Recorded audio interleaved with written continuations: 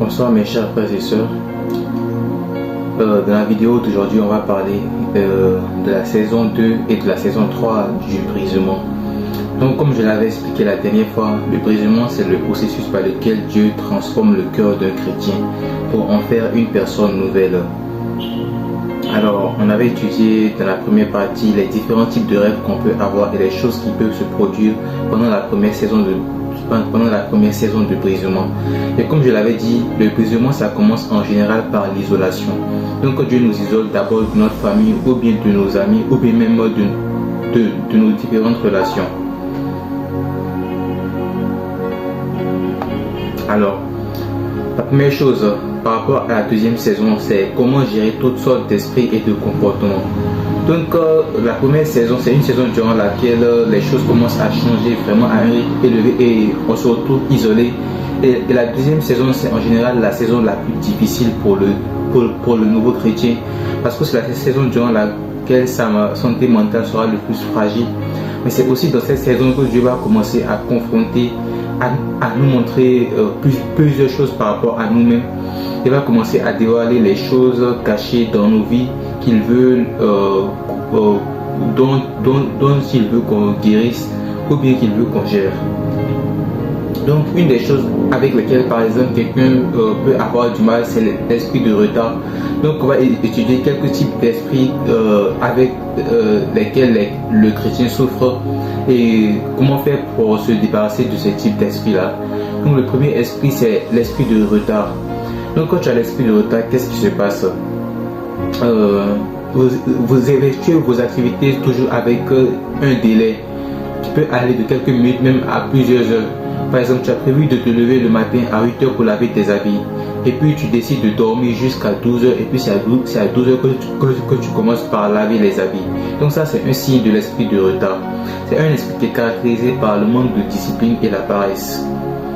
Alors, deuxième signe, l'environnement dans lequel tu vis est en général désordonné et plus sale. Donc quand tu vois que ton environnement est constamment désordonné, c'est un autre signe que tu as l'esprit de retard. D'accord? C'est un esprit qui amène le désordre et puis la saleté. Même toi-même, tu as du mal à prendre soin de toi physiquement. Troisième signe, se sentir fatigué après avoir travaillé un peu. Un besoin inutile de se reposer. Donc si tu vois qu'à chaque fois que tu travailles un peu, tu es fatigué. Un peu, tu es fatigué. C'est un autre signe que tu souffres de l'esprit de retard et de paresse. C'est un esprit qui amène la paresse. Le quatrième signe, le manque de soins personnels et puis de propreté. Donc quand tu as du mal à prendre soin de toi-même, à te laver régulièrement, à prendre tes petits soins là, c'est un autre signe que tu souffres de l'esprit de retard.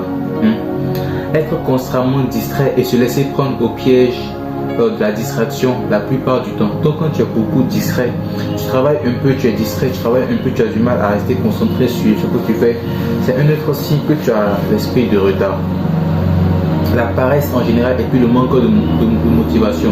Donc si tu vois par exemple que tu as des projets mais tu es paresseux et puis la plupart du temps quand tu travailles c'est qu'il y a la motivation, mais dès qu'il manque de motivation tu n'arrives plus à travailler, c'est un autre signe de l'esprit de retard. Être dans une relation à long terme ou bien dans un projet sans proposition et sans progression. Donc quand tu es dans une relation pendant des années et puis tu vois que on ne te demande pas en mariage, ou bien tu es dans un projet et puis tu tournes toujours en rond, tu tournes dans des cycles de recommencement, c'est un signe de l'esprit de retard. C'est un esprit qui te met dans une sorte de boucle pour te faire tourner toujours en rond, pour que tu n'atteignes jamais ta destinée.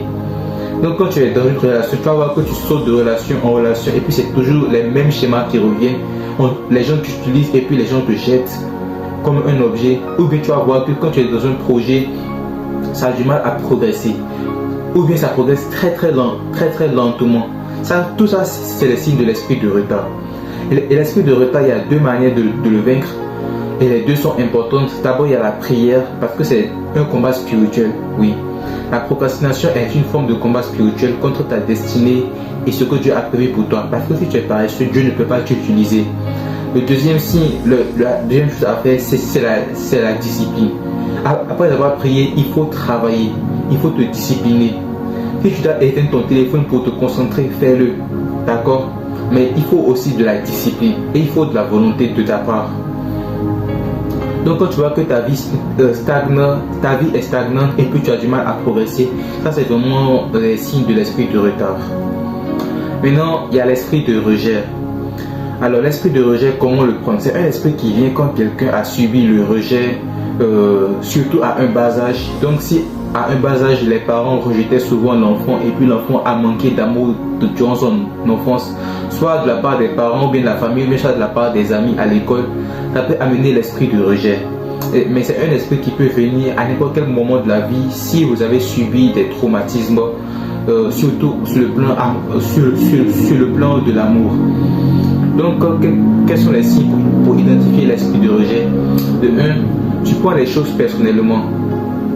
Donc, quand les gens disent quelque chose, ou bien même les gens te font de petites remarques, tu as tendance à prendre ça personnellement. You are very insecure. Tu te sens fragile à l'intérieur. Tu as un ego qui est fragile. Donc, quand on te fait une remarque, tu prends ça très personnellement. Et puis, ça te fait très mal. De se sentir visé même si personne ne mentionne votre nom dans les conversations. Donc quand tu te sens visé constamment. 3. Paraître arrogant et centrer chaque conversation sur soi-même pour se sentir important. Donc j'avais cité un exemple dans la vidéo en anglais, c'était le cas du personnage de Naruto. Donc si Naruto était un personnage réel, on aurait pu dire qu'il a l'esprit de rejet. Parce qu'effectivement dans son enfance, très peu de personnes voulaient lui parler. Et qu'est-ce qu'on voit plus tard? Il commence à faire des bêtises, à parler de n'importe quelle manière pour attirer toute l'attention sur lui. Donc en fait, ce n'est pas une arrogance en tant que telle, mais c'est une façon de vouloir exister. C'est une façon de vouloir se faire connaître, quoi. Et c'est une façon pour les personnes qui souffrent de l'esprit de rejet de penser leur blessure, la blessure du rejet qu'ils ont, parce qu'ils veulent se sentir importants. Donc ce n'est pas vraiment de l'arrogance, mais c'est une façon de combler leurs blessures. 4. Aimer extrêmement fort au point d'idolâtrer l'autre. Donc les personnes qui ont l'esprit de rejet, en général, ce sont des gens que quand ils aiment quelqu'un, surtout en termes d'amour et puis de relation, ils aiment la personne de manière très forte, au point où ça peut devenir de l'idolâtrie. Est-ce qu'on comprend cela? Et ça c'est très dangereux. Parce que ça signifie que souvent la personne finit par accepter des choses que quelqu'un de normal ne va jamais tolérer. Elle finit par baisser ses standards. Elle poursuit l'autre.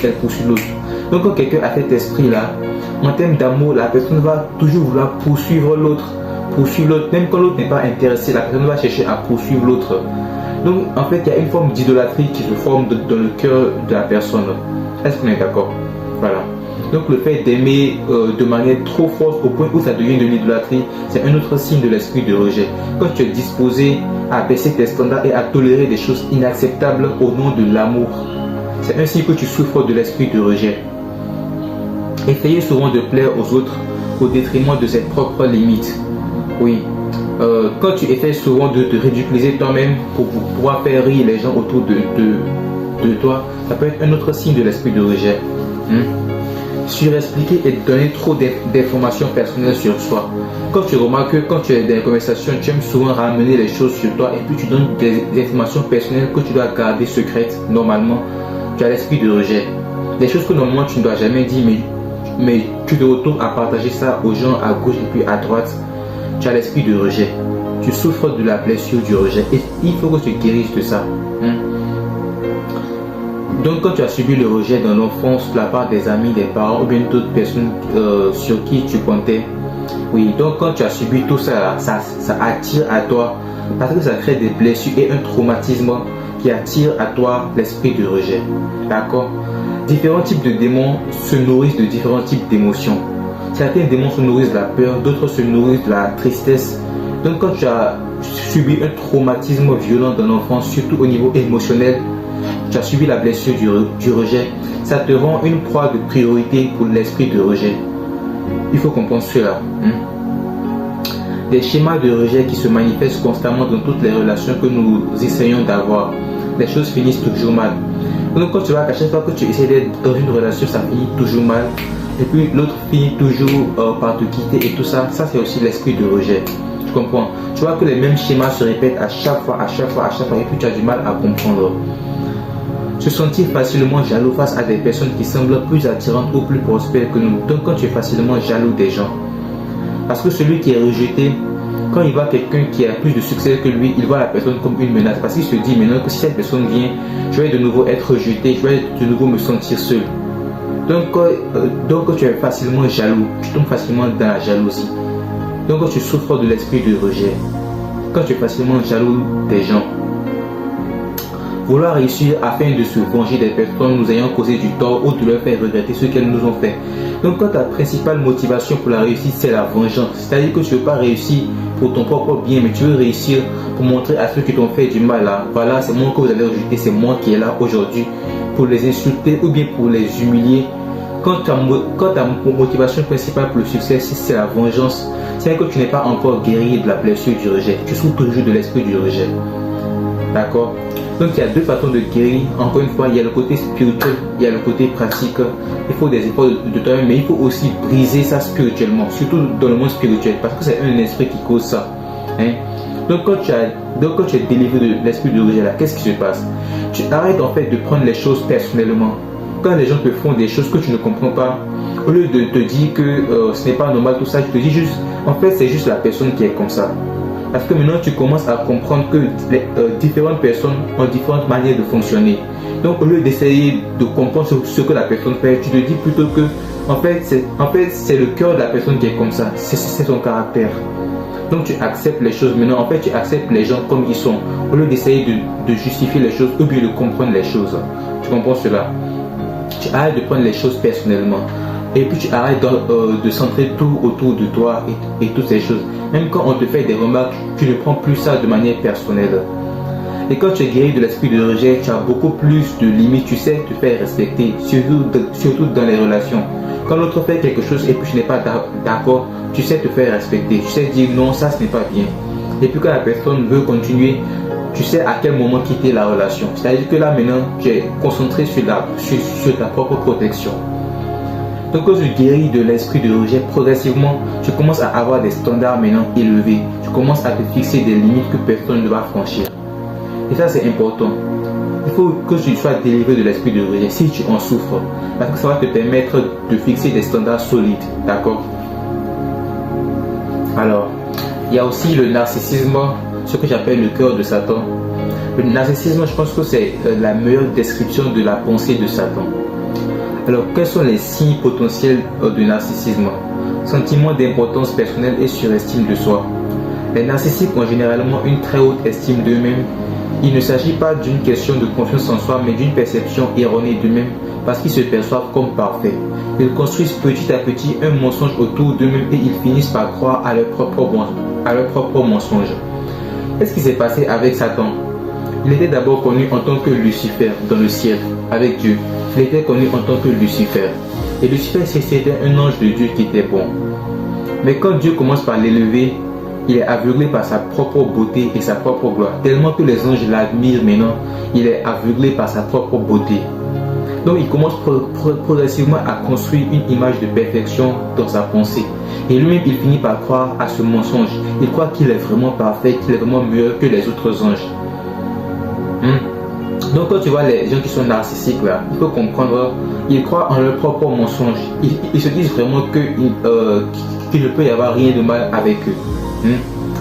Préoccupation par le pouvoir, la beauté ou le succès. La reine Jézabel est l'exemple parfait du narcissique, du pervers narcissique.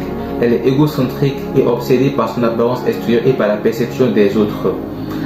Cela est dû à ses insécurités et puis à ses blessures. Ils y font face en s'efforçant de se forger une image irréprochable, oui. En fait, ce qu'il faut comprendre, dans une certaine mesure, on peut dire que les pervers narcissiques souffrent aussi de la blessure du rejet. Oui.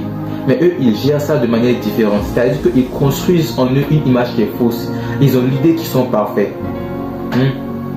Donc eux, tout ce qui les préoccupe, c'est comment être plus observé par les gens, comment être plus visible, comment avoir plus de visibilité, être plus célèbre, avoir la gloire, la puissance. Donc tu vas voir que la plupart des choses qu'ils font, c'est motivé par le succès, la gloire et puis toutes ces choses-là. C'est-à-dire qu'ils veulent attirer les regards pour compenser leur blessure du rejet.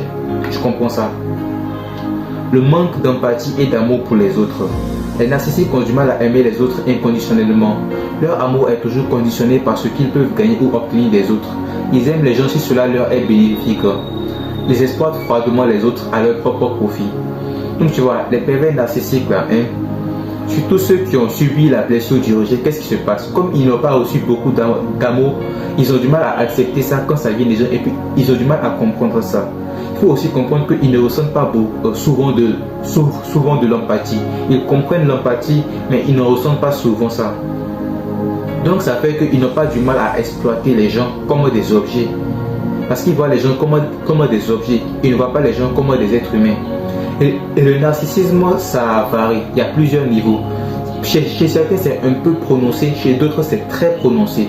Donc ça va dépendre d'une personne à une autre. Est-ce qu'on comprend cela? Voilà. Un cœur endurci et arrogant qui a du mal à s'excuser. Ça, c'est le signe le plus important. Les narcissiques sont les personnes les plus incertaines et les plus blessées intérieurement. Elles se perçoivent comme parfaites et refusent d'affronter tout ce qui pourrait menacer cette perception qu'ils ont d'eux-mêmes. Admettre leur tort revient à admettre leurs imperfections. Cela détruirait la fausse réalité qui se sont construites. Leur cerveau n'est pas capable de traiter cette information car elle va à l'encontre de la perception qu'ils ont d'eux-mêmes. Ils ne s'excusent que lorsque les personnes qu'ils ont blessées ont atteint un statut supérieur ou bien qu'ils ont quelque chose à gagner ou qu'ils souhaitent redorer leur blason. D'accord? Donc tu vas voir que un des signes du narcissisme là, quand quelqu'un a fait quelque chose de mal et puis au lieu de simplement revenir pour s'excuser, soit la personne essaie de justifier ça, ou bien soit plus tard, elle essaie de revenir causer comme si de rien n'était. Elle veut faire comme si rien ne s'était passé. Donc quand les gens ont du mal à dire pardon, c'est une forme d'orgueil et ça c'est un autre signe de narcissisme. Parce que pour le pervers narcissique, admettre qu'il a tort, c'est admettre qu'il est imparfait. Et son cerveau n'est pas préparé à gérer cette information parce que lui, il a fini par croire à son propre mensonge, tout comme Satan dans le ciel. Satan finit par croire qu'il est vraiment supérieur aux autres anges. Donc même quand Dieu veut lui faire des reproches, il refuse de l'écouter parce que ça contredit l'image, la fausse image qu'il a construite. C'est ça le danger du narcissisme. Quand tu finis toi-même par croire à ton mensonge, tu finis par prendre ta propre drogue, c'est très très dangereux pour toi-même. Donc en fait c'est pour ça qu'ils ont tellement de mal à dire pardon. Parce que s'ils admettent qu'ils ont tort, ça contredit l'idée selon laquelle ils sont parfaits. Tu comprends cela? Donc quand tu as la blessure du narcissisme, quand tu souffres de cet esprit-là, voici les signes auxquels tu peux reconnaître ça. Un autre signe, c'est, oui, je pense que ça va de pair avec ce que je viens de dire. Ils justifient constamment leurs actes, même s'ils ne sont pas défendables. Ils manipulent les autres par le biais du mensonge et de la manipulation et cherchent souvent des moyens de justifier tout ce qu'ils font aux autres au lieu de s'excuser. Donc tu vas voir qu'ils vont constamment chercher à te justifier, à dire non mais il y a telle chose, il y a telle chose, il y a telle chose. Quand quelqu'un est un pervers narcissique, la personne a du mal à admettre lorsqu'elle a tort. C'est tout. Même si tu lui prouves par 1000 raisons qu'elle a tort, elle va essayer de justifier ça ou bien de contourner ça pour dire non mais c'est à cause de ça ou bien ça. Parce qu'il y a une forme d'orgueil qui est en eux. Il faut faire une différence entre l'esprit de narcissisme et l'esprit de provocation. D'accord? L'esprit de provocation là c'est quoi? Quand quelqu'un a l'esprit de provocation, la personne veut te faire parler jusqu'à... Elle ne cherche pas à avoir raison. Elle cherche à te provoquer pour te pousser à sortir de ton tempérament, à te mettre en colère. Et quand tu es en colère, elle te nourrit de ta colère. C'est un démon qui utilise quelqu'un d'autre pour te provoquer. Et puis ce démon-là se nourrit de tes émotions. Tu comprends ça? Ça c'est différent de l'esprit de narcissisme. Celui qui a l'esprit de provocation, il va te faire parler jusqu'à... Mais lui, son objectif n'est pas forcément d'avoir raison. Mais celui qui a l'esprit de narcissisme, il veut toujours tout faire pour avoir raison. Même quand il sait qu'il a tort, il va tout faire pour se justifier. Donc quand tu as cet esprit-là, il faut aussi que tu en sois délivré. On va étudier pas à pas les différents types d'esprit que le chrétien peut avoir. L'esprit d'avidité et de gourmandisme. Donc l'esprit de cupidité et de gourmandisme. Dépenser excessivement, les signes pour ça, pour savoir si tu as ça. Quand tu dépenses excessivement et puis que tu vis au-delà de tes moyens. Donc quand par exemple toi tu sais que tu as un salaire de 500 000 mais ton style de vie est un style de vie de 1 million, ça il y a un problème. pour ça. Quand tu vis au-delà de tes moyens, ce n'est pas un bon signe. Quand tu dépenses de manière excessive, ce n'est pas du tout un bon signe pour toi. D'accord? S'endetter pour financer son train de vie luxueux.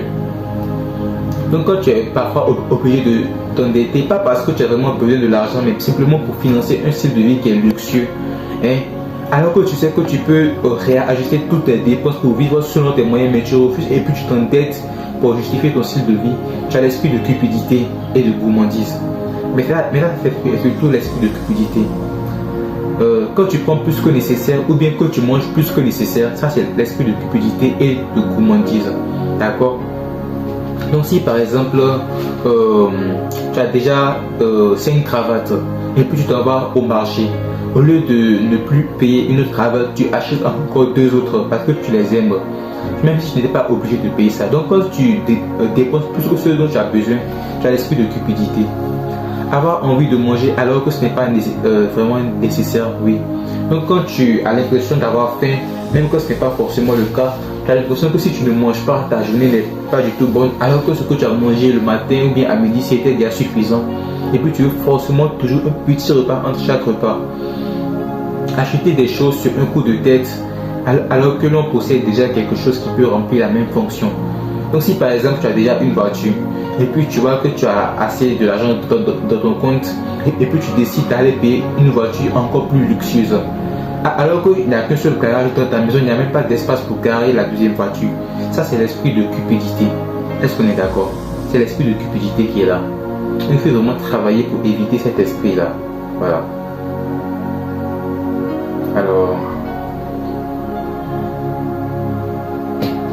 Alors comment être délivré de ça? Moi, ce que je vais te faire observer, c'est que différents types d'esprits sont attirés par d'autres types d'esprits. Donc si par exemple ton péché, c'est que dans le passé, tu es allé toucher au fétiche. Quand tu es parti faire ça là, il y a des esprits qui viennent dans ta vie. Ça peut être un esprit de cupidité. Donc tu vois que maintenant tu deviens plus dépensé.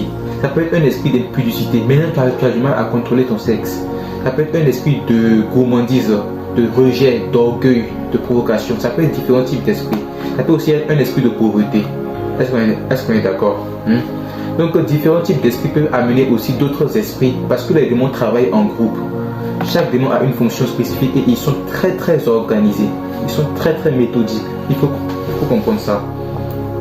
Alors, l'esprit de pauvreté et de difficulté financière. Quels sont les signes que tu as cet esprit-là? Chaque fois que tu reçois une bonne nouvelle ou bien un peu d'argent, un malheur doit arriver et tu finis par dépenser tout ton argent pour remédier à ce malheur. Donc tu vois que chaque fois que tu touches ton salaire ou bien que tu reçois une bonne nouvelle et que tu as un peu d'argent entre tes mains, soit ton fils tombe malade, soit tes frères tombent malades, soit tes parents tombent malades et tu es obligé de tout dépenser sur les médicaments, soit la voiture tombe en panne, tu dépenses tout pour réparer ça. Ça c'est l'esprit de pauvreté. C'est un esprit qui est derrière ça et il faut que tu brises ça. La sanctification est la meilleure façon de triompher dans le combat spirituel. Il n'y a pas 36 solutions. D'accord? Vous avez du mal à travailler dur et vous êtes souvent paresseux. Vous avez du mal à terminer les choses à temps et vous êtes un procrastinateur hors pair. Donc quand tu vois que tu procrastines toujours, quand tu commences quelque chose, tu as du mal à finir ça et puis tu n'as même pas fini, tu vas commencer autre chose. Et à chaque fois, tu as tellement de projets qui sont inachevés parce que tu as du mal à finir les choses à temps et puis tu es paresseux. C'est un signe de l'esprit de pauvreté. C'est un esprit qui amène l'esprit de retard et de paresse. Vous gaspillez tout votre argent durement gagné sur des choses inutiles comme la cigarette, l'alcool, les paris sportifs, le maquillage, le parfum, les montres, les boîtes de nuit et toutes sortes de choses qui ne sont pas nécessaires à votre vie. Donc quand tu te retrouves à gaspiller ton argent sur ce type de choses, même sur les jeux vidéo, c'est ainsi que tu souffres de l'esprit de rejet. Est-ce que vous comprenez cela? Tu as l'esprit de rejet. Voilà. Vous voyez recevoir de l'argent dans vos rêves ou bien le ramasser par terre. Cet argent est souvent vieux ou sale. C'est le signe que quelqu'un maudit vos finances pour voler votre étoile. En acceptant l'argent, vous acceptez le sort. J'avais dit dans la vidéo précédente qu'il y a deux manières dont les sorciers envoûtent les gens. Soit en donnant de la nourriture aux gens ou bien soit en donnant de l'argent aux gens. Il faut comprendre, dans les rêves là, quand quelqu'un te donne de l'argent, ce n'est pas toujours un bon signe. Ce n'est pas toujours un bon signe. Et surtout quand tu te retrouves à ramasser de l'argent par terre en rêve. Ça, c'est un très mauvais signe. Quand il y a de l'argent par terre qui apparaît et puis tu te mets à ramasser ça, ou bien quelqu'un te donne un billet qui est sale, un vilain billet dans tes rêves, ce n'est pas un bon signe. C'est un signe de l'esprit de pauvreté. Les gens sont en train d'envoûter tes finances pour te rendre pauvre. Ils sont en train de voler ton étoile. Donc quand tu as des rêves comme ça, et puis que tu te réveilles, il faut prier immédiatement pour briser ça. D'accord? Il faut prier pour briser ça dans le nom de Jésus-Christ. Les choses que vous remarquerez lors de la deuxième saison de transformation. Ok, donc qu'est-ce que tu vas remarquer durant la deuxième saison de brisement? On va faire un passage rapide. D'abord au niveau de vos finances. Donc durant la deuxième saison, tu vas voir que les choses deviennent pires. Vos poches se serrent encore plus et votre manque de ressources financières commence à peser lourd sur vous. D'accord? Donc tu vas voir que les choses sont pires encore. Peut-être que tu étais déjà endetté et puis là tu vois que maintenant peut-être que tu perds ton emploi. Tu n'as plus de moyens même de payer ton loyer. Tu vas voir aussi que votre loyer est peut-être élevé, donc vous finissez par déménager dans une maison qui est moins chère. Donc en fait, tu commences par réajuster tes dépenses parce que les choses commencent à être hors de prix pour toi à cause des difficultés financières. Vous apprenez à prendre le bus et le taxi au lieu d'utiliser votre voiture car c'est moins cher. Vous apprenez à dépenser judicieusement l'argent que Dieu vous donne en comprenant parce que vous comprenez maintenant sa vraie valeur. Vous apprenez que coudre des vêtements coûte moins cher qu'en acheter d'autres.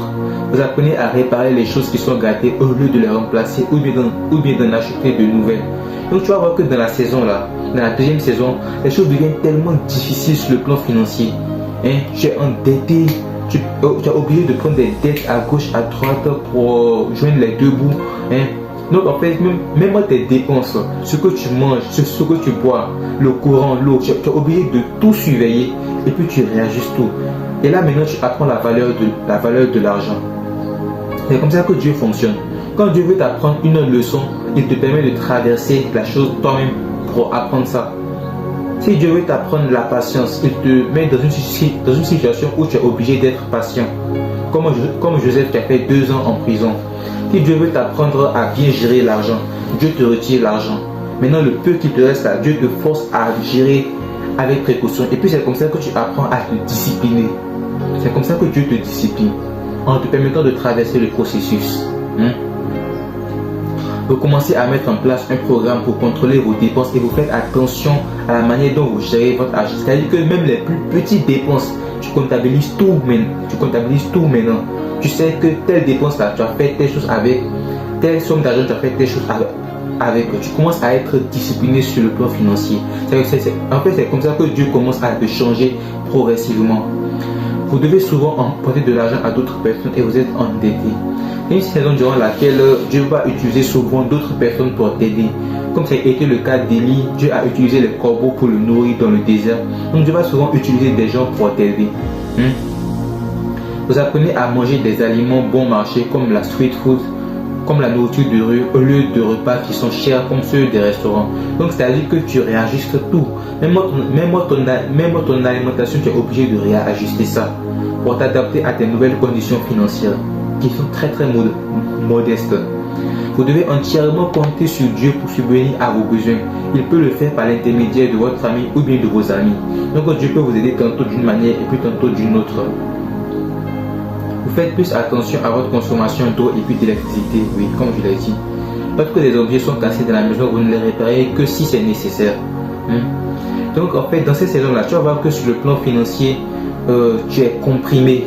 C'est-à-dire que tu es obligé de surveiller chacune de tes dépenses minutieusement. Ça, c'est un signe que tu vas observer au niveau de tes finances. Les choses deviennent tellement difficiles. Et la deuxième saison, c'est en général une des saisons là où il y a le plus de changements, là où il y a le plus de bouleversements. Maintenant, qu'est-ce que tu vas noter dans cette saison en termes de relations et puis d'amitié? Tu vas voir que de plus en plus de gens commencent à t'ignorer. Vous ne recevez aucun message si vous n'en envoyez pas. En fait, l'isolation commence à la première saison, mais ça s'accentue dans la deuxième saison. Tu vas voir que maintenant, il y a des amitiés que Dieu commence à retirer de ta vie. Tu vas voir, c'est simplement que si tu ne testes pas les gens, eux-mêmes, ils ne vont plus t'envoyer de messages. Et puis progressivement, Dieu commence par éloigner certaines amitiés de ta vie. Il commence à mettre fin à certaines relations, progressivement.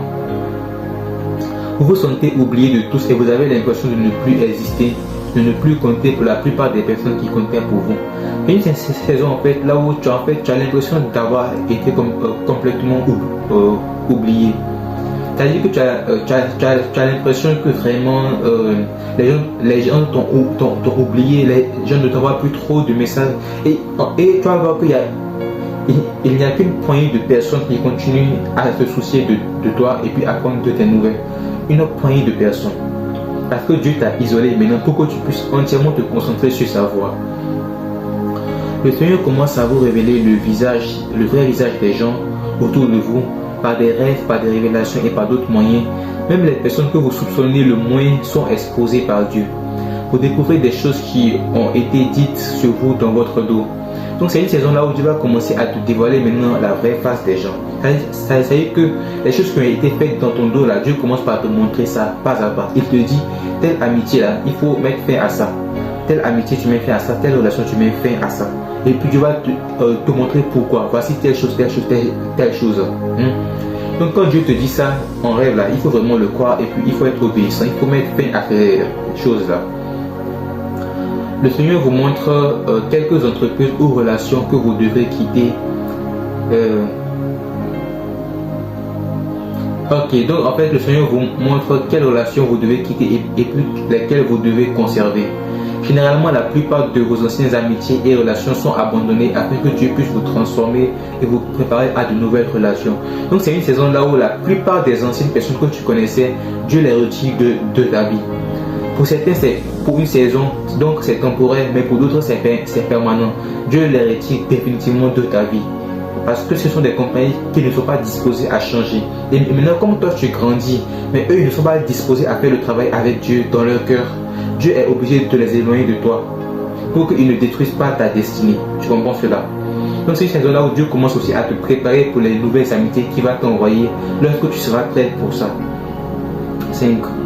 Le Seigneur vous déplace d'une maison à une autre, d'une ville ou d'un pays à un autre, et il modifie votre environnement afin de vous isoler. Tu vas voir que dans cette saison, en général, il y a un changement au niveau de ton environnement.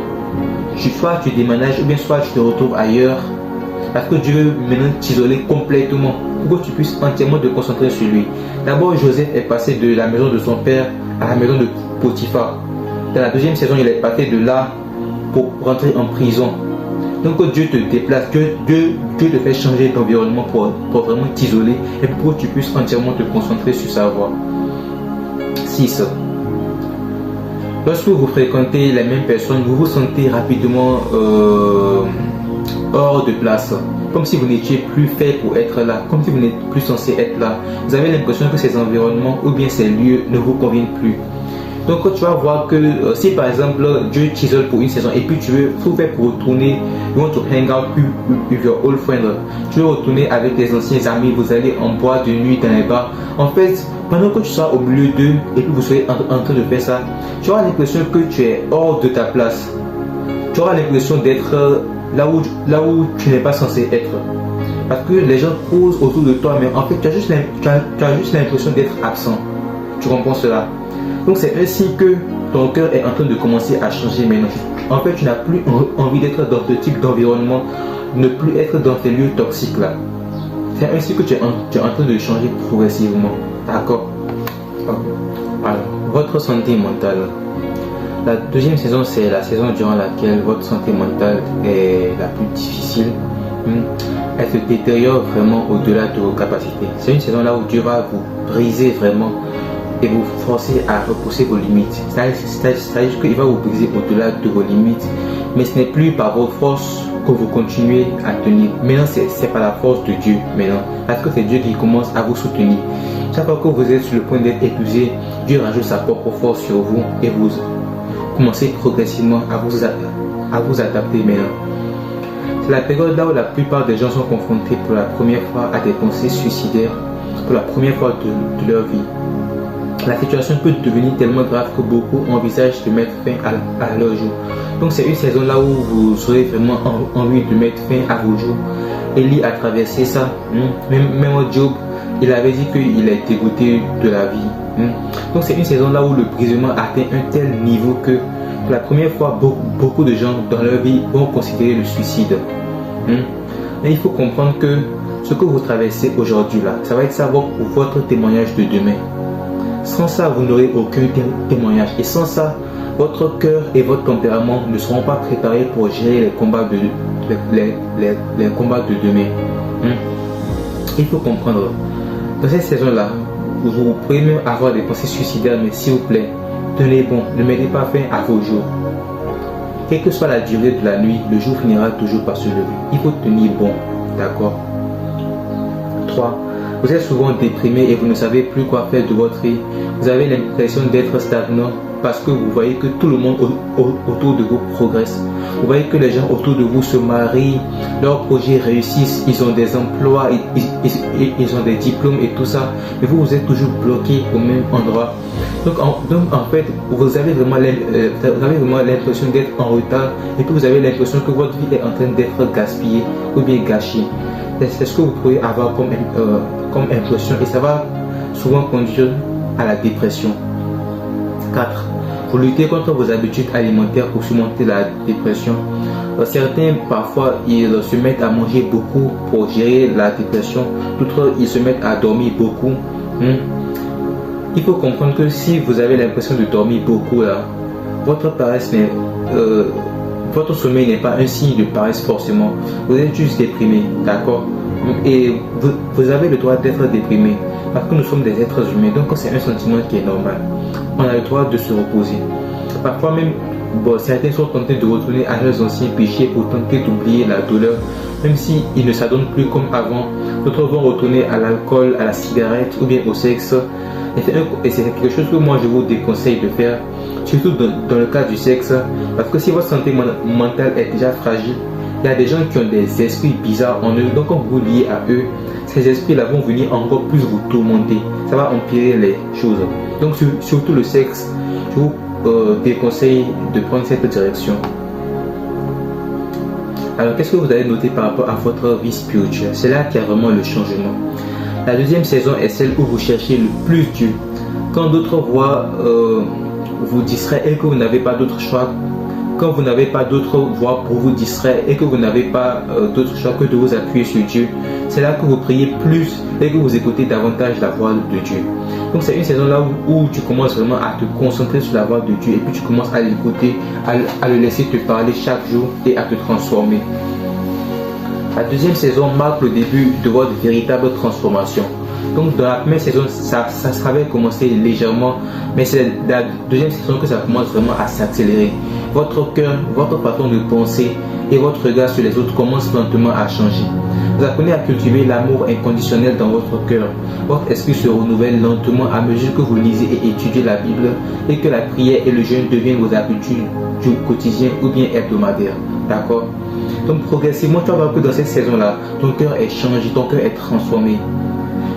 Tellement que les gens te persécutent, tes ennemis te persécutent, Dieu maintenant t'apprend à aimer tes ennemis, malgré ce qu'ils te font subir. Dieu te brise et puis il t'apprend à aimer tes ennemis. Dieu te donne progressivement un cœur nouveau et puis il renouvelle ta pensée. La deuxième saison est extrêmement difficile en termes de combat spirituel, oui. Parce que le Seigneur vous permet de traverser de nombreux combats afin que vous puissiez apprendre par votre propre expérience les règles du combat dans le monde invisible. Vous apprenez l'importance de la sanctification dans le combat spirituel. Ça c'est important. Parce que quand tu n'es pas sanctifié, tu ne peux pas vaincre dans le combat spirituel. Vous apprenez comment nourrir l'esprit peut affamer la chair et comment nourrir la chair peut affaiblir l'esprit. Donc soit tu nourris la chair et puis tu affaiblis l'esprit, ou bien soit tu nourris l'esprit par la prière et puis la lecture de la parole et tu affaiblis la chair. Ça c'est la clé pour la sanctification. Vous avez souvent des paralysies du sommeil et des attaques démoniaques dès qu'il y a de petites portes ouvertes dans votre vie, de petits péchés que vous cachez. Vous êtes parfois attaqué la nuit parce que votre vie de prière n'est pas encore à un niveau parfait. Vous êtes attaqué par l'esprit de retard, de rejet, de colère, de convoitise, par l'esprit de pauvreté et par d'autres types d'esprits. Donc c'est une saison là où tu vas subir beaucoup de combats spirituels. Et progressivement, tu vas commencer à savoir comment fonctionne le combat spirituel. Comment le fait de lire la Bible, de prier, ça renforce l'esprit. Et comment le fait de prier plus, ça te rend plus fort spirituellement. Tu vas voir que dans cette saison-là, quand tu es fort spirituellement, même quand les gens veulent te poursuivre en rêve, ils n'arrivent plus à t'attraper. Même quand les gens veulent te forcer pour rentrer dans ta maison, ils n'arrivent plus à le faire en rêve. Parce que maintenant, progressivement, tu apprends les lois du combat spirituel. Tu apprends à compter sur le nom de Jésus-Christ, à l'invoquer lui seul et personne d'autre.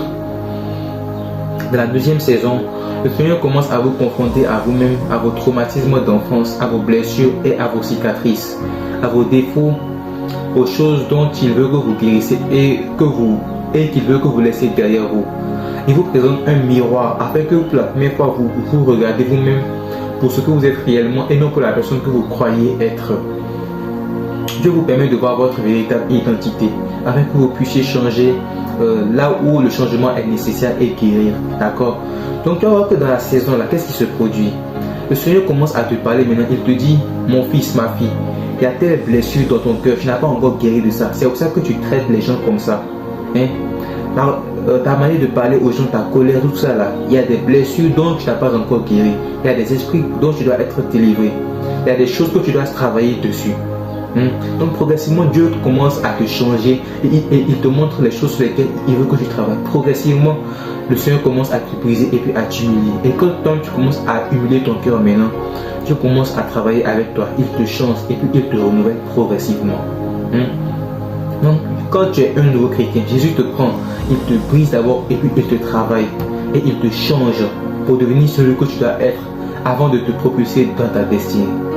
Parce que s'il n'y a pas ce changement, tu n'es pas prêt, tu n'es pas équipé pour affronter ta destinée. Dans cette saison, Dieu vous parlera comme jamais auparavant. Il vous donne des rêves, des visions sur vous-même, sur votre destinée, mais aussi sur les gens autour de vous.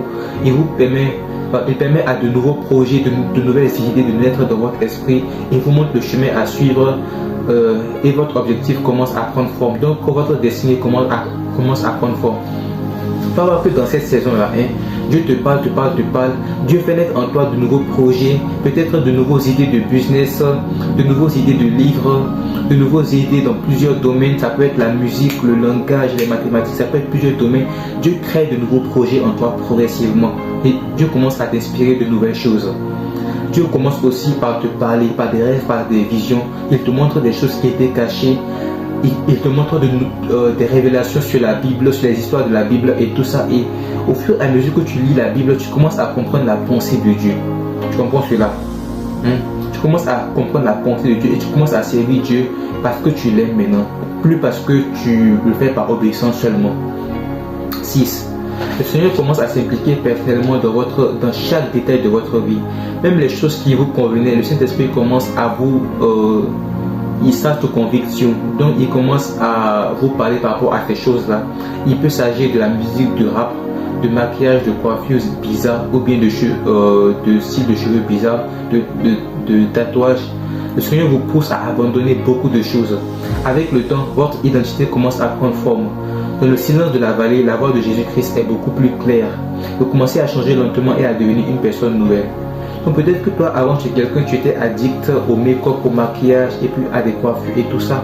Progressivement, l'Esprit de Dieu commence à te parler, il commence à te changer, à te transformer maintenant.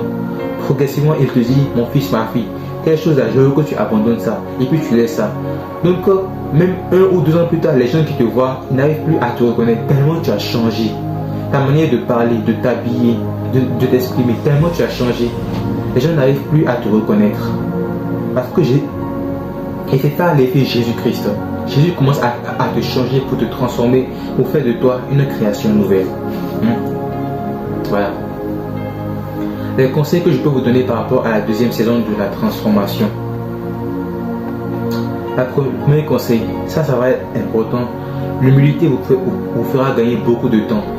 Peu importe votre bonté, chaque fois que vous entrez dans la présence de Dieu, considérez-vous comme l'être humain le plus pécheur sur la terre. Oui.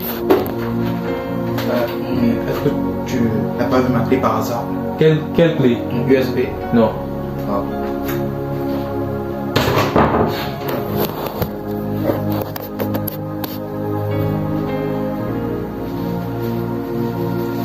Humiliez-vous et implorez Dieu de continuer à vous changer et à vous transformer. Donc demandez vraiment à Dieu de continuer à vous changer. Demandez-lui le don de l'humilité, parce que plus vous vous humilierez, plus vite Dieu pourra vous changer et vous corriger, et plus vite vous entrerez dans votre destinée prophétique, dans votre destinée selon votre vie. Être humble vous évitera de gâcher votre temps. Faites-moi confiance. Quand tu es humble là, ça va beaucoup t'aider. C'est-à-dire que toi tu penses qu'en étant orgueilleux, tu gagnes du temps, mais non.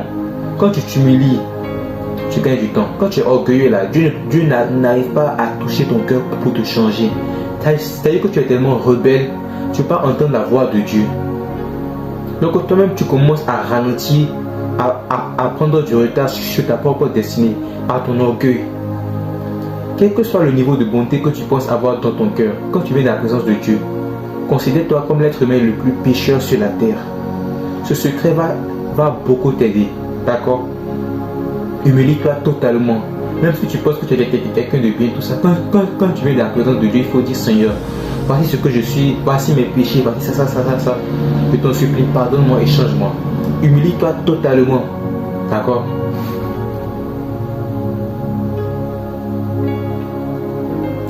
Deuxième conseil. Quand vous retombez dans vos anciens péchés, ne restez pas à terre. Ne trouvez pas d'excuses pour justifier votre péché et ne le répétez pas sans cesse. Repentez-vous immédiatement et repentez-vous aussi vite que possible. La plus grande erreur de nombreux chrétiens est de trouver des moyens de justifier leur péché.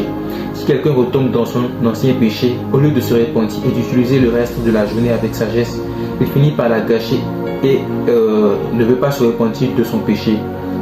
Ce type de comportement va retarder vos bénédictions parce qu'il vous fera perdre du temps jour après jour, semaine après semaine.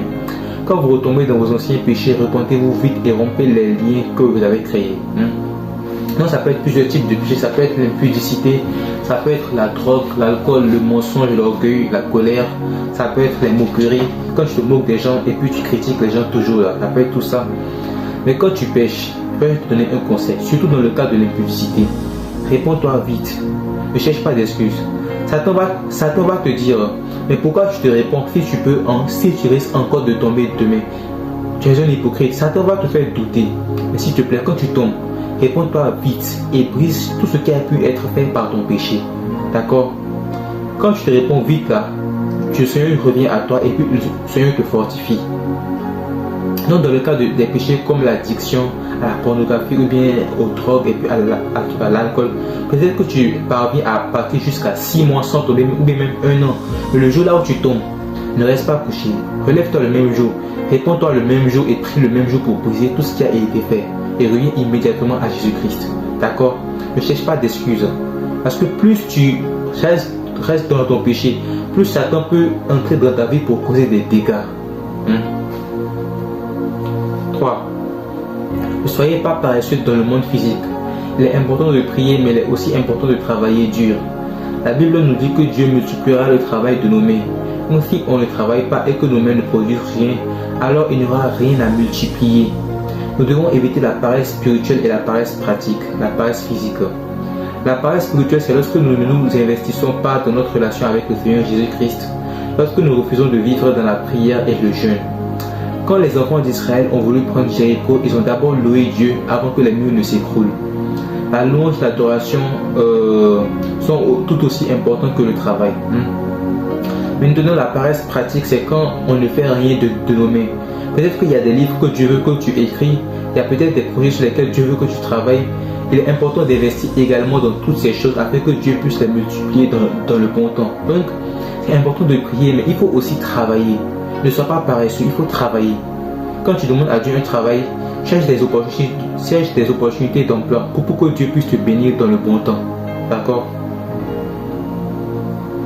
Dieu vous montrera parfois votre futur et vous indiquera une chronologie ou bien une ligne temporelle. Vous pourriez vous voir dans des rêves en train d'être un ivrogne, une personne adultère. Vous pourriez vous voir en train d'être quelqu'un, je ne sais pas, de meurtrier, ou bien quelqu'un qui te donne à la sorcellerie, d'être un violeur, d'être un prédateur, un toxicomane. Voilà. Donc quand vous voyez ces choses-là, dans les rêves-là, ce ne sont que des lignes temporelles que Dieu vous montre. Ce sont des avertissements. Ça veut dire que Dieu vous dit, si maintenant tu ne pries pas pour briser ça, voici ce que l'ennemi va faire de toi. Voici ce que tu vas devenir. Donc quand tu as ce type de rêve-là, il faut être humble et demande à Jésus de te changer dès maintenant afin que tu ne deviennes pas ce type de personne. Prends l'exemple de Nebuchadnezzar. Dieu l'a averti que s'il continue à être orgueilleux, il va perdre le trône. Il ne s'est pas repenti. Il a perdu le trône pendant 7 années avant de se repentir. Donc quand Dieu te montre certaines choses-là, ce sont des avertissements. Il ne faut pas être orgueilleux. Ne tombe pas dans le même piège que Pierre. Pierre s'est dit, moi je ne peux jamais renier Jésus-Christ. S'il avait prié, Dieu l'aurait fortifié cette nuit-là, et puis il n'aurait pas renié son Seigneur. Mais Pierre n'a pas prié, Pierre a été orgueilleux. Quand tu es orgueilleux, Dieu ne peut pas te changer. Donc quand Dieu te montre des choses sur toi-même, là, il faut dire, Seigneur, si c'est ce que je vais devenir, il faut me briser dès maintenant, change mon cœur, pour que je ne devienne jamais cette personne. D'accord? Vous devriez faire la liste de toutes vos dettes et prier à ce sujet. Oui. Donc, le fait d'avoir des dettes et de ne pas les payer alors que vous auriez pu le faire, ça peut retarder votre vie et aussi vos bénédictions. Ça peut permettre à l'ennemi de vous bloquer. Donc, un conseil que je te donne là, fais la liste de toutes les personnes auxquelles tu dois de l'argent. Parce que beaucoup de chrétiens n'aiment pas parler de ça, mais c'est important. Quand tu es endetté et puis que tu peux rembourser, il faut rembourser. Quand tu sais que tu peux rembourser, parce qu'il y a des chrétiens, qu'est-ce qui se passe? L'argent qu'ils sont censés payer, prendre pour rembourser aux gens là, ils prennent ça pour partir donner ça en offrande à l'église. Alors que quand Jésus-Christ a pris la pièce, qu'est-ce qu'il dit? Donnez à César ce qui est à César d'abord. Et puis donne à Dieu ce qui est à Dieu. Quand tu dois de l'argent aux gens, rembourse-les d'abord. Rembourse-leur d'abord tout ce que tu leur dois. Il faut te désendetter complètement. Parce que la dette que tu ne rembourses pas, ça constitue un point de réclamation contre toi devant Dieu. Que Satan peut utiliser devant Dieu contre toi. Vous devez vous repentir et demander pardon aux personnes que vous avez blessées. Donc si tu sais que ton comportement a pu offenser des gens dans le passé, si le Saint-Esprit t'a dit d'aller te repentir et puis que tu sens la culpabilité en toi, il faut te repentir. N'endurcis pas ton cœur, d'accord? Demande pardon à Dieu, aux gens à qui tu as fait du mal. Si c'est la volonté de Dieu, il faut passer directement leur parler pour stimuler devant eux et puis leur demander pardon. Mais maintenant, si aussi ils ne veulent plus te parler, c'est pas grave. Prie pour eux et laisse Dieu changer ton cœur, d'accord? Donc, demande pardon à tous ceux à qui tu as fait du mal dans cette saison-là, mais aussi pardonne à ceux qui t'ont offensé. Apprenez à faire pleinement confiance à Dieu, même s'il est difficile de le croire. Il faut que tu apprennes vraiment durant cette saison-là à faire confiance à Dieu d'abord. Ça signifie que tu crois en Dieu d'abord avant de réfléchir même. Voilà. 8. Vous devriez jeûner en moyenne une fois par semaine. Oui, je vous le conseille si vous le pouvez. Consacrez au moins un jour de la semaine à jeûner et puis à prier. Et quand je dis jeûner, ce n'est pas que tu es obligé de jeûner de 6h à 18h. Non, c'est pas ça le jeûne. Quand tu jeûnes seulement pour la durée, pour que les gens te voient et qu'ils disent non, mais lui, il a jeûné vraiment, il a été ça. Ça, c'est un peu de l'hypocrisie. Parce qu'il y a des gens qui jeûnent de 6h à 18h, mais ils passent 10 heures de temps dans ce jeûne-là à dormir. Et puis ils prient pour 2 heures. Ça, ce n'est pas normal. Quand tu jeûnes là, jeûne en fonction de ce que tu peux donner à Dieu. Même quand tu jeûnes pour une demi-journée et puis que la prière est sincère, ça aura plus d'efficacité que quelqu'un qui jeûne seulement pour la durée, pour montrer aux gens qu'il a jeûné. D'accord? Ne jeûne pas pour les regards. Tu n'es pas obligé de jeûner juste du matin jusqu'à 18h, 20h, 21h. Non. Ne sois pas hypocrite. D'accord? Jeûne selon ce que tu peux faire et sois sincère devant Dieu parce que Dieu voit ton cœur. Quand il voit que tu jeûnes seulement pour impressionner les gens là, ça ne compte pas vraiment. Vous devez faire régulièrement des prières de délivrance et de sanctification par rapport à votre maison et aussi votre environnement en général. Donc peut-être que dans le passé, tu as acheté des choses qui ont été envoûtées et puis toi tu ne savais pas. Donc régulièrement, il faut prier pour sanctifier toute ta maison. Tout ce qui t'appartient, même ton bureau, il faut prier pour sanctifier ça. Parce que tu ne sais pas ce que les gens ont fait dedans. Il faut prier toujours pour sanctifier ça. D'accord? Et quand tu achètes de nouvelles choses, il faut laver ça dans le sang de Jésus-Christ. tu vas voir que votre saison, ta santé mentale est au plus bas durant cette saison-là. Qu'est-ce que moi je te conseille? Exprime ton cœur à Jésus-Christ. La prière, ce n'est pas juste de dire Seigneur, je veux telle chose. Même quand tu es en colère, dis Seigneur, voici telle chose, vraiment moi je n'en peux plus.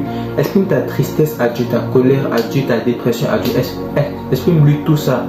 Parle-lui d'un cœur sincère. Je t'aime vraiment. Hein? Le Seigneur Jésus-Christ t'aime. Tu sais ça, non? Parle-lui d'un cœur sincère et laisse-le te parler. Apprends à l'écouter parce que Dieu est proche des cœurs brisés. Apprends à te reposer sur Dieu. Là où ta force finit, c'est là que la force de Dieu commence. D'accord? Apprends à écouter la voix de Dieu et parle-lui d'un cœur sincère. Dis-lui Seigneur, voici ce que je traverse, moi je n'en peux plus vraiment. Pleure devant Dieu. Les pleurs et les larmes sont une forme de prière. Quand tu es devant Dieu, tu dis Seigneur Jésus-Christ, et puis tu n'arrives pas à parler, tu pleures, tu retournes autour de la prière. Tes larmes sont une forme de prière. Dieu écoute tes larmes et Dieu t'aime.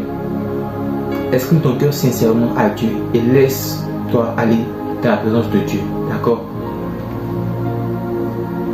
Quand Dieu commence à dévoiler des gens autour de toi, en particulier les sorciers et puis les sorcières, il est important que tu prennes tes distances de ces personnes-là. Surtout ceux qui sont impliqués dans la sorcellerie. D'accord? Il faut comprendre que les sorciers, ils te voient, toi, chrétien, comme un ennemi. Donc s'ils doivent te tuer, ils vont tout faire pour te tuer. Donc quand Dieu commence à dévoiler les sorciers, là, prends tes distances par précaution. D'accord? Les principaux éléments de vos prières. Alors, quels doivent être les principaux éléments de vos prières? Donc quand tu pries dans la saison là, sur quoi tu dois te concentrer? La prière pour la relation avec le Seigneur. Le premier point. Apprends-moi à t'aimer plus que moi-même. Donc quand tu parles à Dieu, il faut dire le premier point, le plus important d'ailleurs. Seigneur, apprends-moi à t'aimer plus que moi-même. Quand tu suis Dieu par amour, maintenant ça veut dire que même quand les choses vont être difficiles, tu vas continuer à le suivre. D'accord? Deuxième point. Apprends-moi à aimer mon prochain comme moi-même. Tu auras besoin de ça parce que Dieu va permettre aux gens vraiment de te persécuter dans cette saison-là. Tu vas être traité injustement.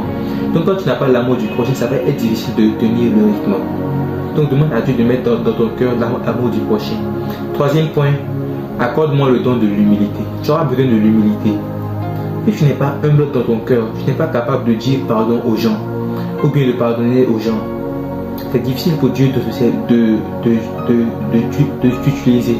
Il faut être humble. L'humilité.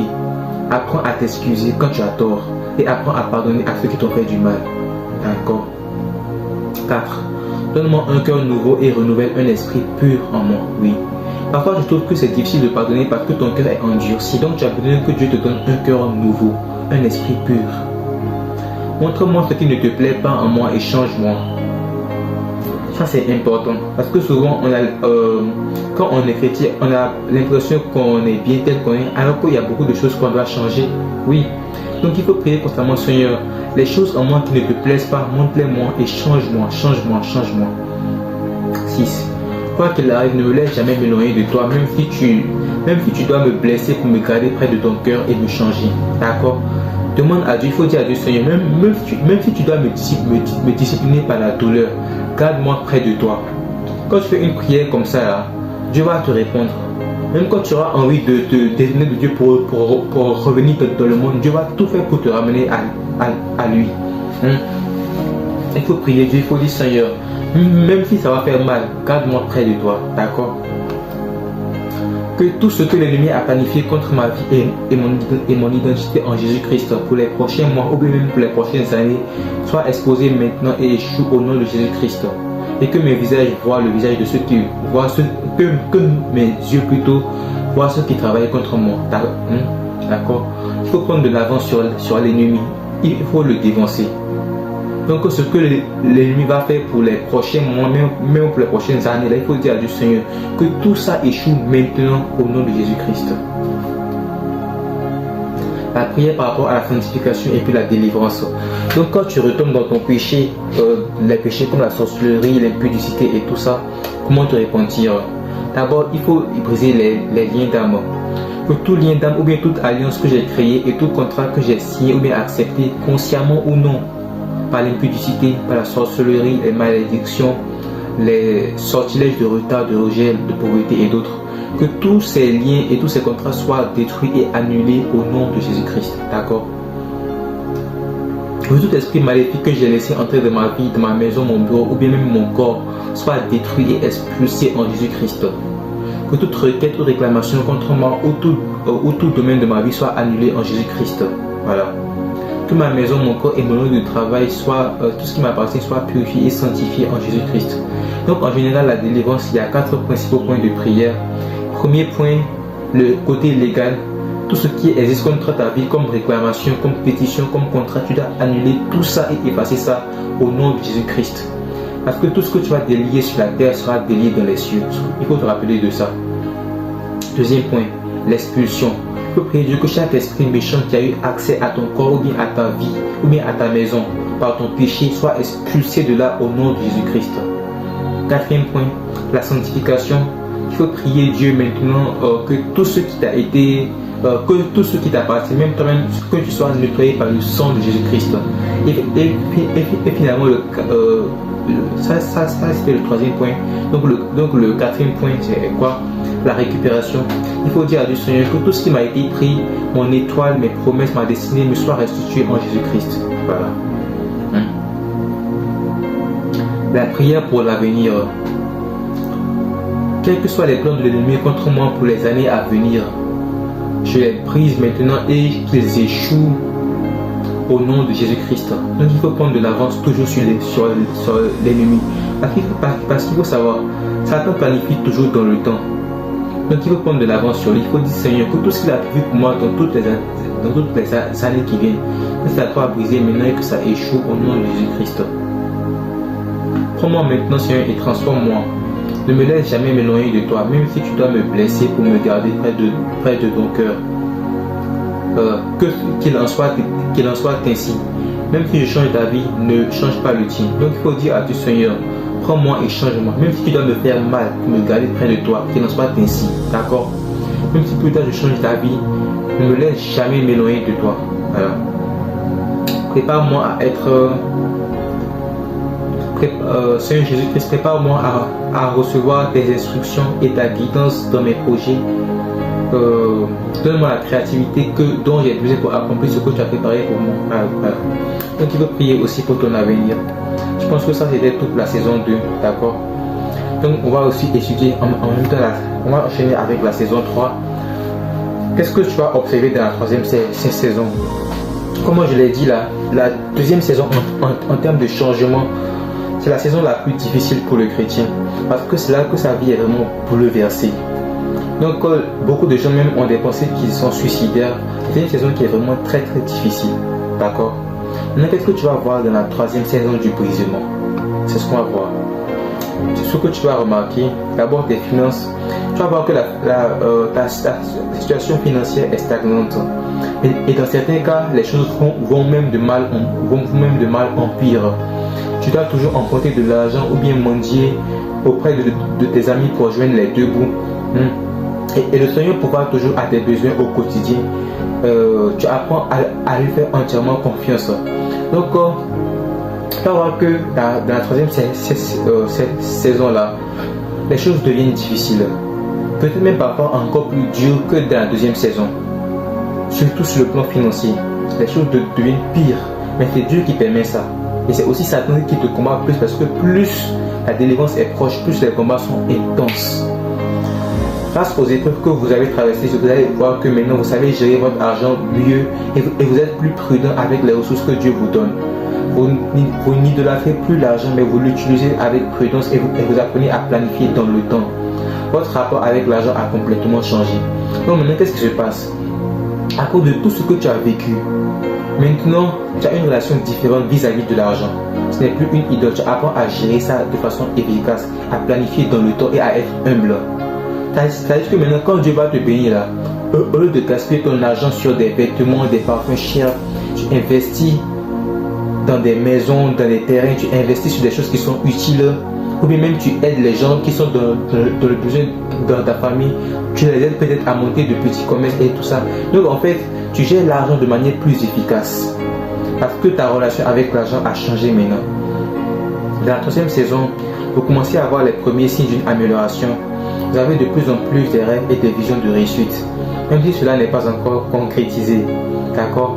Donc Dieu commence à trouver les yeux. Maintenant, tu vois que de plus en plus tu rêves, tu vois que tu voyages, tu vois que tu as des emplois, que tu es marié, tu vois en fait de plus en plus de rêves. Et puis que les choses commencent à changer dans ta vie. Maintenant, du côté spirituel et puis votre vie, votre santé mentale, qu'est-ce que tu vas observer?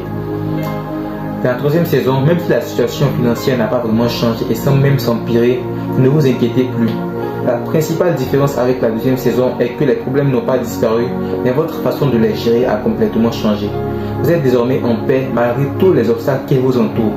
Ne vous inquiétez plus car vous faites entièrement confiance à Jésus-Christ pour subvenir à vos besoins et ceux de votre famille. Votre paix vient désormais de Jésus-Christ et de personne d'autre. Donc dans la troisième saison, les choses ne sont pas forcément meilleures, mais tu apprends à compter entièrement sur Dieu. Tu apprends à lui faire confiance, à marcher selon son cœur, selon sa volonté. Donc même quand tu ne sais pas ce que tu vas manger demain, tu n'es pas inquiet. Parce que tu sais que bon, c'est pas grave, Dieu va pouvoir. C'est tout.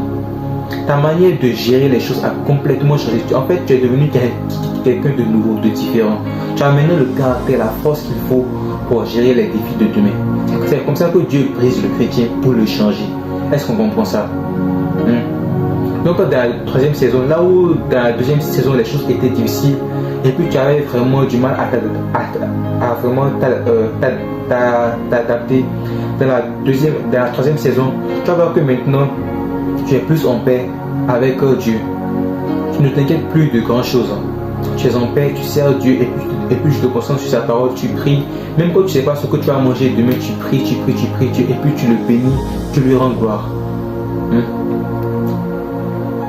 Cette saison vous permet de mieux comprendre l'esprit et le cœur de Dieu. Vous ne suivez plus Jésus par obéissance mais par amour. Vous le servez par désir et non par obligation. Même si votre vie n'est pas parfaite, vos yeux sont entièrement fixés sur Jésus-Christ. Donc tu vas voir que dans la troisième saison maintenant, tu suis Dieu complètement par amour. Tu es devenu un ami de Jésus-Christ. Maintenant Jésus ce n'est plus que ton Dieu, c'est aussi ton ami. C'est quelqu'un que tu aimes maintenant. Et puis tu le sers par désir profond. D'accord? Dans la troisième saison, vous traversez toujours des combats spirituels, mais comme vous avez appris à vivre dans la sanctification et que vous avez été guéri et délivré de la plupart des péchés ou bien des malédictions qui vous poursuivaient, vous n'êtes plus dominé dans le monde spirituel. Vous écrasez facilement l'ennemi et vous apprenez à riposter. Jeûner une fois par semaine ou bien 2 fois par mois est devenu normal pour vous. Donc le jeûne et puis la prière sont maintenant partie de vos habitudes. Vous vous répondez dès que vous retombez dans la tentation ou bien le péché et vous faites de votre mieux pour ne plus tomber. La prière et la lecture de la Bible deviennent vos habitudes quotidiennes. Donc dans cette saison-là, en termes de combat spirituel, tu vas voir qu'il y a toujours des combats, mais en fait maintenant tu vas voir que tu n'es plus dominé. C'est maintenant toi qui domines les gens. Donc quand les gens viennent pour tenter de te jeter des sorts, maintenant c'est toi qui les domines, c'est toi qui les écrases. Parce que tu maîtrises maintenant comment le combat spirituel fonctionne. Parce que tu as appris à vivre dans la sanctification, dans la crainte de Dieu. Et à cause de ça maintenant, tu as la domination sur tes ennemis. Donc voici la différence majeure qui va arriver dans le monde spirituel. Maintenant tu n'es plus dominé, tu es devenu le dominateur. Dans la troisième saison de brisement. Vos anciennes habitudes ont disparu et vous êtes devenu une nouvelle personne. Vous ne désirez plus les choses que vous désiriez. Même le type de personne que vous recherchez dans votre relation ou bien vos amitiés a changé. Vous ne ressentez plus le besoin de retourner à votre ancienne vie. Vous avez maintenant de nouveaux objectifs en accord avec la volonté de Dieu pour votre vie. Vous êtes pleinement concentré sur votre relation avec Jésus-Christ. Vous faites plus attention à votre alimentation, à votre musique et à vos habitudes. Tout ce qui était ancien a disparu et vous êtes renouvelé. Dans cette saison, tu vas voir que ton cœur a changé maintenant. Ta pensée a changé. Maintenant, tu regardes les gens avec amour. Là où avant, tu les regardais avec mépris. Tu te prenais sur les gens. Là, maintenant, tu les regardes avec un amour sincère, avec un cœur nouveau. Tu apprends à aimer le prochain de manière inconditionnelle. Tu apprends à ne plus mépriser les gens. Tu apprends à marcher dans la volonté de Dieu. Tu comprends cela? Vous avez atteint un point où le temps même n'est plus un souci, Vous vous dites que même si la période difficile que vous traversez va encore durer 1 an, 2 ans, 3 ans, vous allez attendre le Seigneur jusqu'au bout et vous allez vous concentrer sur Dieu et travailler assidûment sur vous-même et sur vos projets en attendant que Dieu ne vous délivre. Mais maintenant, vous avez appris l'art de la patience. Donc, comment tu sais que tu es dans la 3e saison? Tu as dit que tu es arrivé à un niveau là où, quelle que soit la difficulté, tu te dis dans ton cœur, Seigneur, je ne sais pas quand est-ce que les choses vont changer, mais c'est pas grave. Tu vas continuer à te servir chaque jour, même si ça va prendre encore 1 mois, 2 mois, 3 mois, 6 mois, 1 an, 2 ans. Je vais te servir chaque jour jusqu'au bout et je vais être patient. Quand tu es arrivé à ce niveau de paix intérieure, tu sais maintenant que tu es dans la 3e saison. Et la 3e saison, maintenant c'est la saison qui vient juste avant l'élévation. Maintenant que tu t'humilies, Dieu te prépare pour l'élévation. Parce que maintenant tu as un cœur et un caractère qui est prêt à gérer ce que Dieu va te donner. Donc quand il y a la patience maintenant et puis il y a la paix, tu sais que tu as atteint la 3e saison. Mais maintenant tu as la paix de Dieu et puis tu n'es plus inquiet. Votre discernement s'est accru parce que vous avez traversé de nombreuses épreuves et ces épreuves vous ont appris à reconnaître ce qui ne va pas chez quelqu'un mais quelque chose. Donc en fait maintenant tu vas voir que ton discernement a été augmenté. Tu es maintenant plus prudent quand tu fais les choses, tu es beaucoup plus sage. Tu as un niveau de discernement qui est plus élevé parce que l'Esprit de Dieu te donne le discernement maintenant. Voilà. Donc voici les 6 points. Maintenant, quel conseil je peux vous donner par rapport à la 3e saison? C'est ce qu'on va étudier maintenant. Je pense que j'ai sauté un slide. J'ai sauté quelque chose. Bon, c'est pas grave. Lorsque le Seigneur vous élève ou bien vous fait sortir des ténèbres, soyez attentifs aux opportunités qui vous sont offertes. Si quelque chose vous prend beaucoup de temps au point de vous épuiser et que vous n'avez plus de quoi donner votre temps à Dieu, alors cette bénédiction ne vient pas de Dieu. D'accord? Alors, le premier conseil, si le Seigneur vous a mis un projet à cœur, comme un livre, un business plan ou bien un diplôme sur lequel vous voulez travailler, travaillez-y avec assiduité. Il pourrait devenir votre principale source de revenus le moment venu lorsque le Seigneur commencera à vous bénir et à multiplier vos revenus. Assurez-vous de produire la meilleure qualité, c'est une façon aussi de glorifier Dieu. D'accord? Donc quand tu es chrétien et puis tu veux faire quelque chose, tu peux glorifier Dieu en produisant la meilleure qualité. Quand tu veux un diplôme, aie les meilleures notes. Quand tu as un business plan, aie le meilleur plan. Quand tu écris un livre, écris le meilleur livre. D'accord? Donc travaille avec diligence sur ton projet. Comme ça, quand le temps viendra, Dieu va multiplier ça.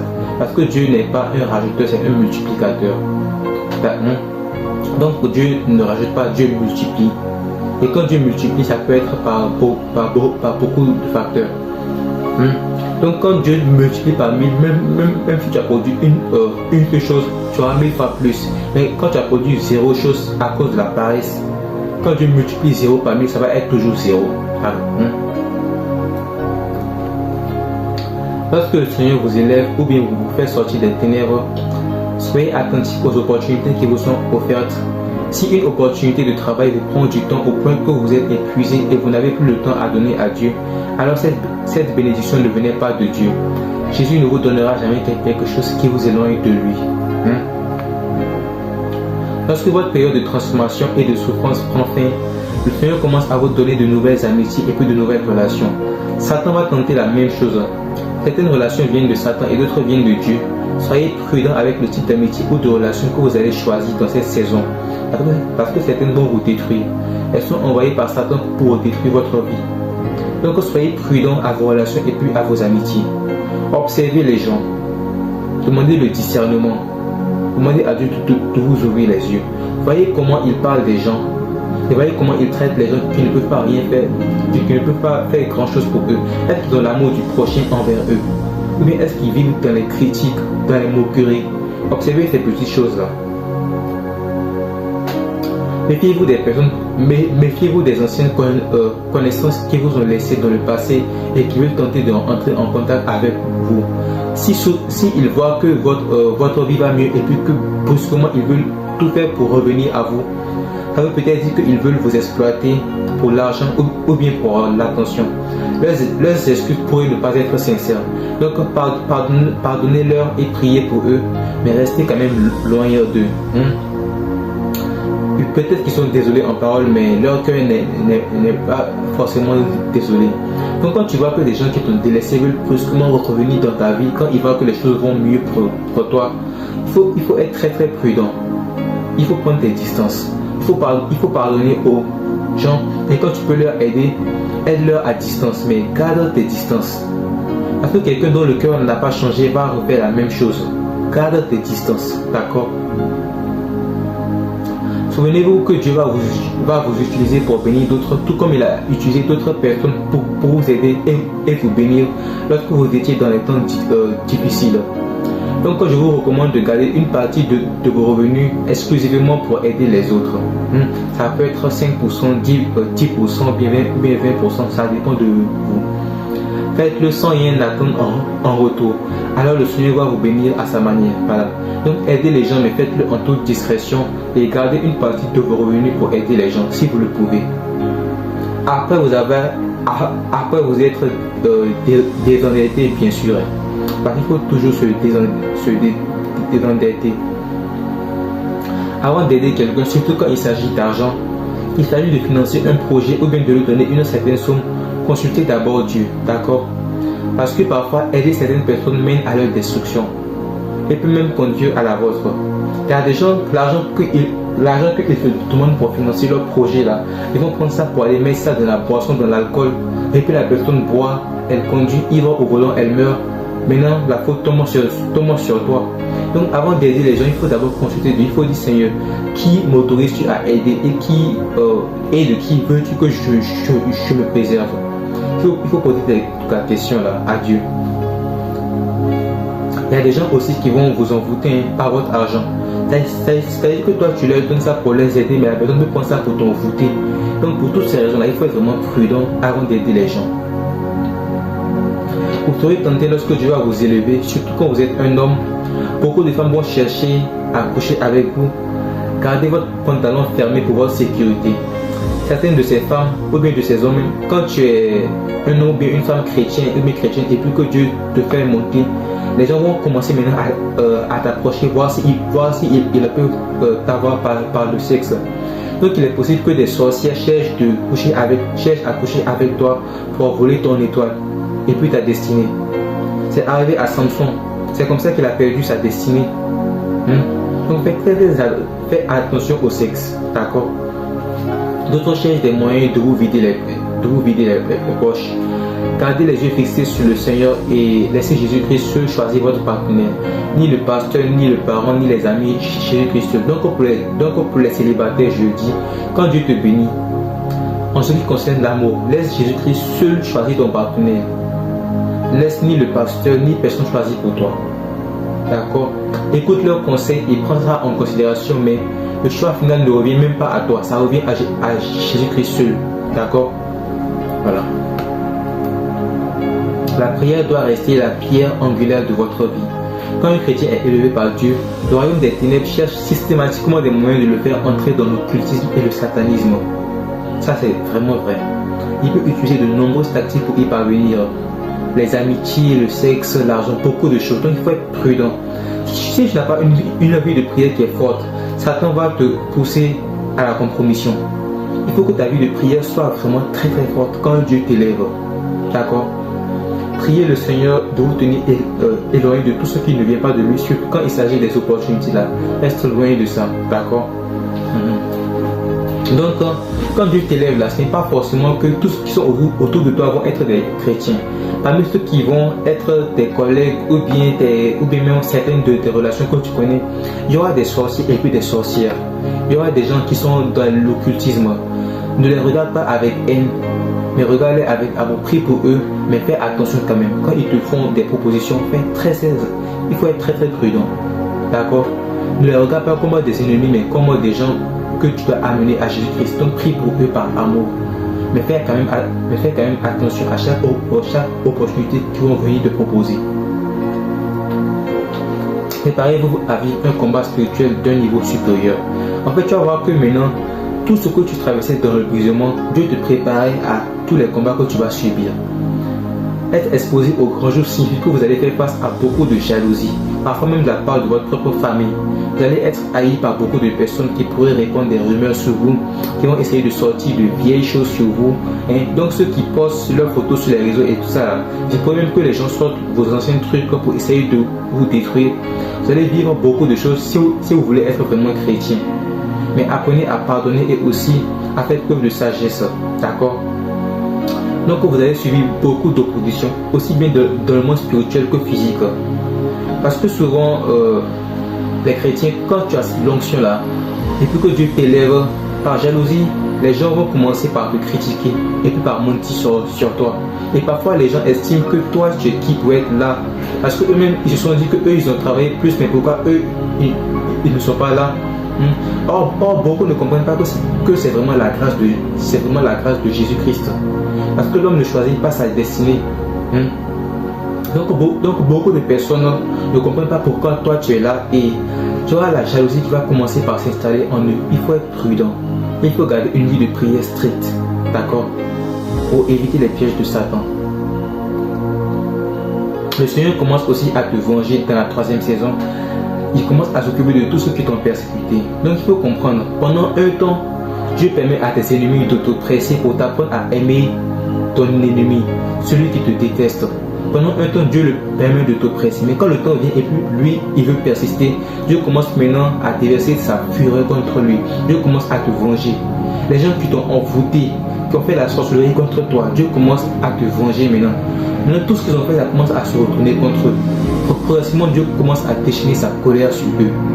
Donc tu vas voir que dans cette saison-là, Dieu commence maintenant par te venger petit à petit. Dieu commence par te venger de tout ce qui t'ont fait du mal. Il faut prier pour ceux qui t'ont fait du mal, pour que Dieu épargne leur vie. D'accord? C'est important. Parce que c'est ça qui fait de toi un chrétien. Prie pour eux. Même quand tu sais que Dieu va te venger, il faut prier pour eux quand même. Pour que Dieu transforme leur cœur. Dans cette période, sachant que votre percée est proche, oui, Satan va vous présenter des contrefaçons. Il faut vous méfier des fausses opportunités qui ne viennent pas de Dieu. D'accord? Quand Jésus a fini de jeûner pour 40 jours, Satan est venu à lui pour le tenter. Jésus pouvait prendre le raccourci et puis accepter la gloire du monde. Mais il a refusé ça, il a préféré faire les choses selon la volonté de Dieu. N'est-ce pas? Donc quand Satan sait que ta victoire est proche, il va te présenter des fausses opportunités qui vont paraître innocentes. Mais ce sont des pièges du diable pour te détourner de la volonté de Dieu pour ta vie. D'accord? Ça peut prendre la forme d'une bonne opportunité d'emploi, d'un époux, d'une épouse, d'un cadeau, de beaucoup de choses. Mais il faut être prudent. Parce que tout ne vient pas de Dieu. Il y a des choses qui viennent de Satan. Il faut être prudent dans cette saison. D'accord? Donc voici, je pense que c'est tout aujourd'hui pour la 2e saison et la 3e saison de brisement. Il faut comprendre que si tu traverses ces choses-là, sois patient. Quand Dieu aura fini, Dieu va t'élever. Et ça en vaudra la peine. D'accord? Ne prends pas de raccourcis comme certains. Avec Satan, ce que toi tu appelles des raccourcis, ça va te faire perdre encore plus de temps et ça peut même te conduire à la mort. D'accord? Donc il faut être vraiment prudent. Voilà. Que Dieu vous bénisse.